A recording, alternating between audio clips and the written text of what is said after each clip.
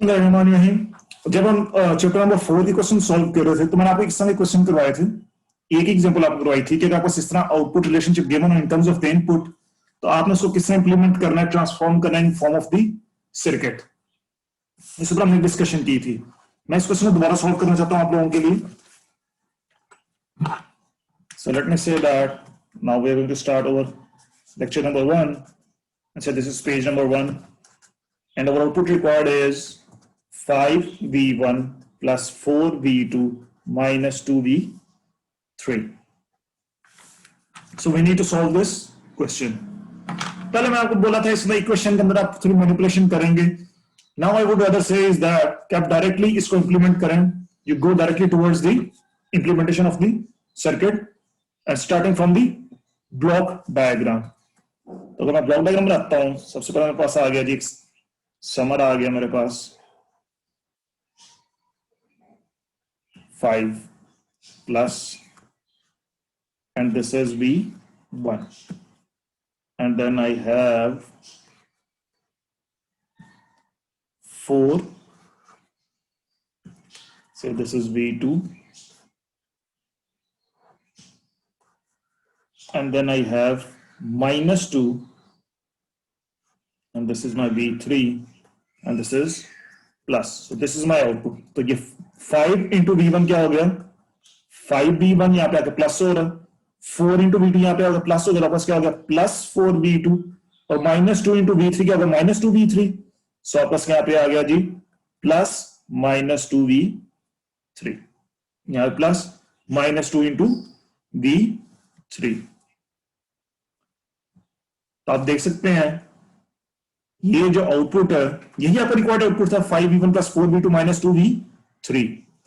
अब प्रॉब्लम क्या आती है यहां पे कि हमने ये जो सर्किट्स इंप्लीमेंट करने हैं we have to implement them by using the blocks that we have already learned. और ब्लॉक हमारे पास कौन से हैं, non inverting amplifier, inverting amplifier, summer and subtractor, यही चार है हमारे पास। अब यहां पर आप क्या कर रहे हैं जी, आपके पास 3 इनपुट्स हैं जिनको आप एड अप कर रहे हैं 1, 2 एंड 3। तो आपको एक चीज तो समझ आ गई, आप समर यूज करेंगे, आपने सम की करना है 3 इनपुट्स का। लेकिन जो हमने समर पढ़ा हुआ है उसका गेन क्या होता है, उसका गेन नेगेटिव में है। K1 किसका इक्वल है minus R F over R1, K2 किसका इक्वल है minus R F over R2, K3 किसका इक्वल तीसरा इनपुट होगा तो K3 किसका इक्वल होगा minus R F over R3, minus R F over R3। यानी कि ये गेन्स क्या आपके पास नेगेटिव में है। अब यहां पर हम देखें ये गेन तो चला नेगेटिव में आ जाता है आपके पास, लेकिन ये गेन भी पॉजिटिव है और ये वाला गेन भी क्या आपके पास पॉजिटिव है। लेकिन हमारे पास जो समर गिवन है वो समर हमारे पास किस तरह, एक्चुअली हमारे पास समर किस तरह होता है, समर हमारे पास एक्चुअली इस तरह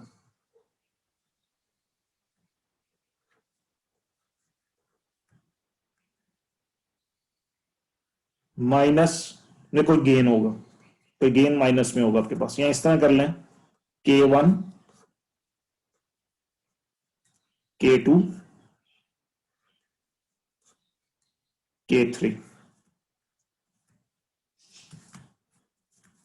ठीक है। एक्चुअली समझ बस करते हैं K1 will be equal to minus R F over R1, K2 किस इक्वल होगा minus R F over R2 के, K3 किस इक्वल होगा minus R F over R3 के। यानी ये गेन्स आपके पास क्या है नेगेटिव के अंदर, ये गेन्स आपके पास क्या है नेगेटिव के अंदर।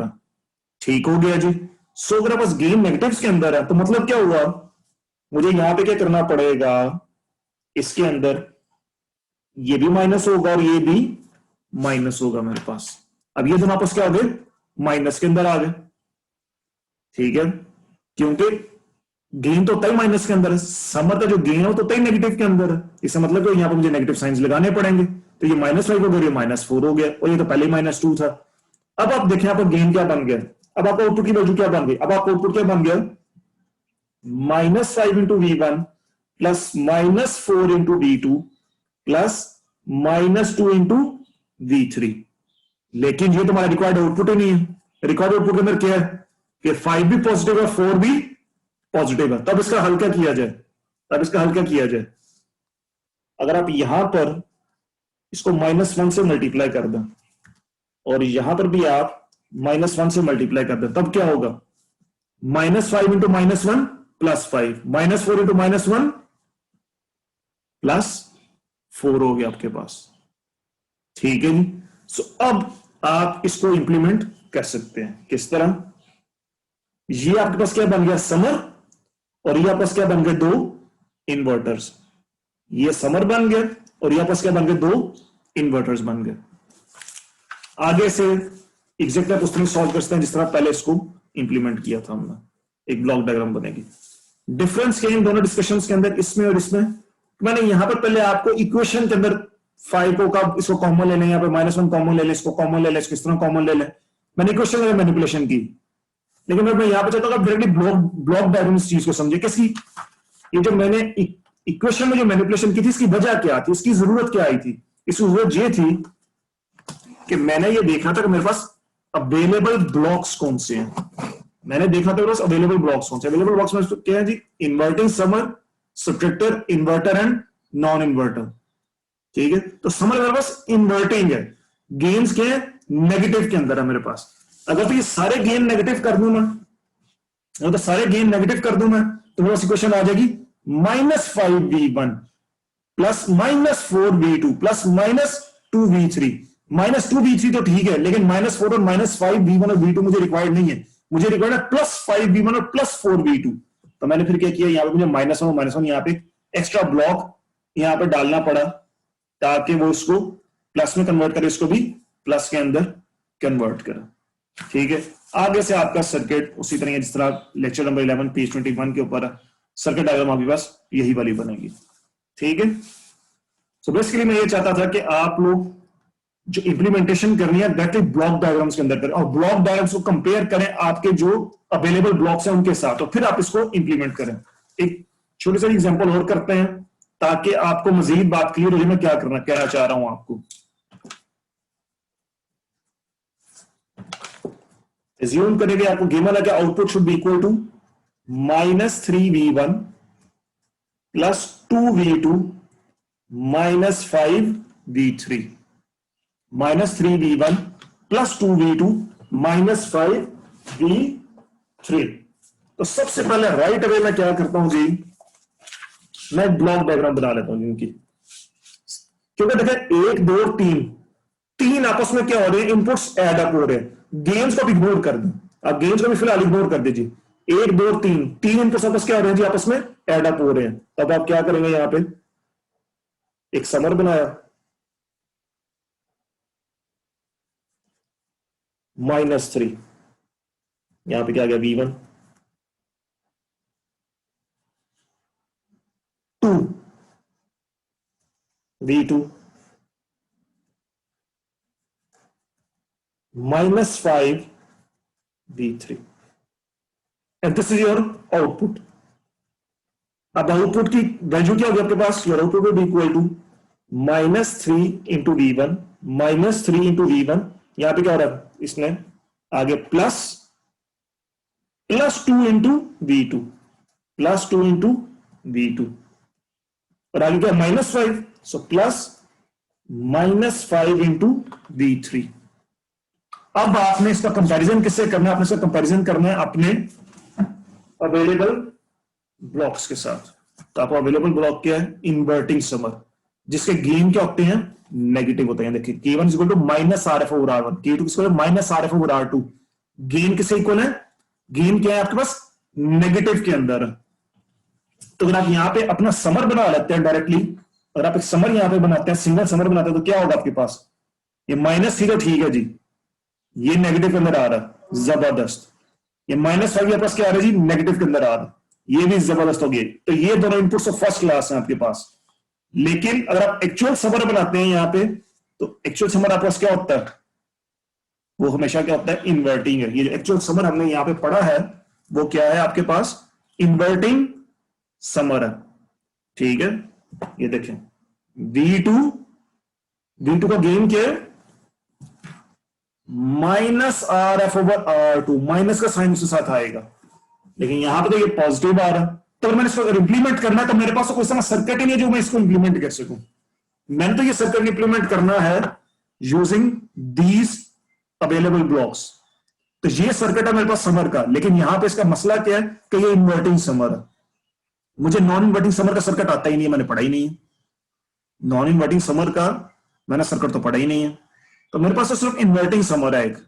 ठीक है, मेरे पास क्या आ गया जी, एक इन्वर्टिंग समर जिसके अंदर इनपुट्स एन तक लेके जा सकते हैं। हम यहाँ पे ब्रांचेस बढ़ाते हैं, एन तक ले जाइए, लेकिन मसला क्या, सारे गेन क्या है नेगेटिव के अंदर। अब यहाँ पे क्या मसला, ये दो गेन तो नेगेटिव के अंदर आ गया, -2 लेकिन 2 जो पॉजिटिव आ गया आपके पास। तो आपको बेसिकली क्या करना पड़ेगा, अगर आपने इंप्लीमेंट करना है तो ये क्या होगा, एक्चुअली माइनस में होगा आपके साथ, तो ये -2 हो गया। अब अगर ये -2 हो जाता है तो आपको तो रिजल्ट ही खराब हो जाता है। हमें तो ये +2 चाहिए, तो फिर क्या करें हम, यहां पर एक इन्वर्टर लगा दें -1 का, तो ये -1 इंटू -2 का जगह पास +2 हो गया आपके पास। तो ये आपके पास बन गया इसकी ब्लॉक डायग्राम। अब आपने ये करना है, आपने इसको क्या करना है जी, इंप्लीमेंट करना। तो सबसे पहले मैं बनाता हूं जी एक inverting summer.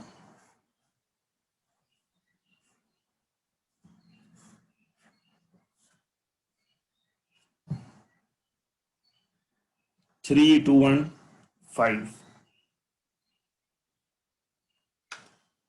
So let me say that we have a 30 kilo ohm resistor है। मैं 30 किलो ओम का रेजिस्टर लगा दिया मैंने यहां पे।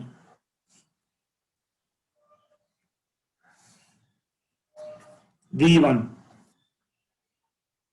और इसकी वैल्यू क्या होनी चाहिए, 30 डिवाइडेड बाई 3, इसकी वैल्यू होनी चाहिए 10 किलो ओम्स। ठीक है जी, ये V1 हो गया। ये क्या हो गया RF, और ये क्या हो गया पास R1। जो V1 से कनेक्टेड है वो रेजिस्टर क्या होगा, जो V1 से कनेक्टेड रेजिस्टर वो क्या है R1। RF क्या है यहाँ पे आपके पास, ये RF फीडबैक रेजिस्टर, और R1 क्या है, जो आपके पास यहाँ पे रेजिस्टर कनेक्टेड है V1 के साथ। अब गेन की वैल्यू क्या होगी, -RF ओवर R1, सो -30 ओवर 10 के क्या आएगा आपके पास 3। तो ये देखना है आपको 3 ही रिक्वायर्ड है, -3 रिक्वायर्ड है V1 के साथ। तो ये तो आपने बिल्कुल ठीक डिजाइन कर लिया। फिर मैं आता हूं V से 2 के ऊपर। ठीक है जी, गेन कितना रिक्वायर्ड है यहाँ पे -2, सो 30 डिवाइडेड बाई 2 कितना होता है 15 के। तो यहां पे आप क्या करते हैं जी 15 किलो ओम्स।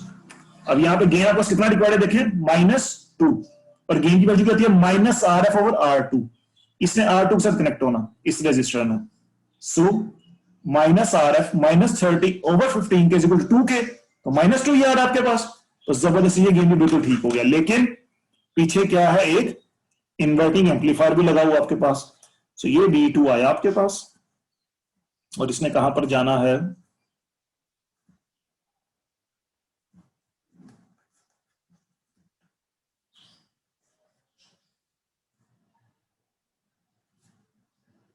ये एक इन्वर्टर का मैंने सर्किट लगा दिया यहां पे, और इन्वर्टर का गेन मुझे कितना चाहिए -1, तो इसको 10K कर दिया, इसको भी 10K कर दिया, -10K और 10K इक्वल टू -1। तो यहां पे आपका वैल्यू क्या होगी, यहां पे आपका वैल्यू होगी -V2। ठीक है, और -30 के और 15 के क्या होगा -2 into -V2 equal to +2V2 हो गया आपके पास। एंड फाइनली जब आपके पास एक और रेजिस्टर यहां पे लगाना, वो कौन सा है जी, V3 को आपने यहां पे कनेक्ट करना। सो एक आपने V3 को भी यहां पे कनेक्ट करना, यहां पर आगे V3। अब V3 का जो रेजिस्टर वो R3 है। ठीक है जी, यहां पे जो रेजिस्टर है वो R3 है। सो आपके पास क्या वैल्यू होनी चाहिए, 5 वैल्यू होनी चाहिए यहां पे। So -30K over R3 should be equal to -5। इस तरह वैल्यू कैलकुलेट हो रही है ना। सो 30K ओवर R3 क्या होना चाहिए, -5 होना चाहिए। बस माइनस से कैंसिल हो गया आपके पास। सो यहां पास क्या आ जाएगा जी 6 kilo ohms. So 30 divided by 6 is equal to 5। तो आपने इस सर्किट को इंप्लीमेंट कर लिया।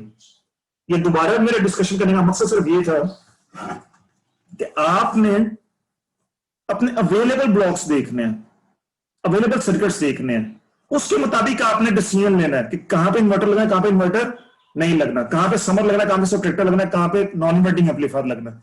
ये आपने देखना है फ्रॉम द अवेलेबल सर्किट्स। मेरे पास इन्वर्टिंग समर, मेरे पास कोई नॉन इन्वर्टिंग समर नहीं है, तो मैंने अब अपना टाइम उसके ऊपर वेस्ट नहीं करना कि मैं non inverting amplifier design, non inverting summer design करूं।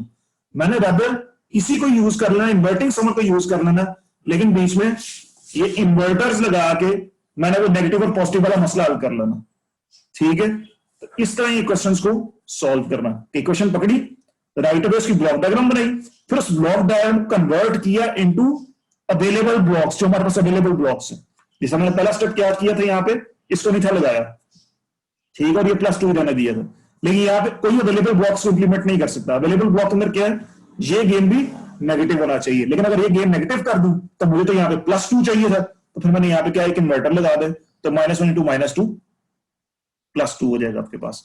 सो आपने सबसे पहले इक्वेशन पकड़नी है, उसकी ब्लॉक डायग्राम बनानी है, फिर उस ब्लॉक डायग्राम को कन्वर्ट करना है इनटू द अवेलेबल ब्लॉक्स, और फिर उन अवेलेबल ब्लॉक्स को आपने इंप्लीमेंट करना in terms of the circuit. ठीक हो गया जी।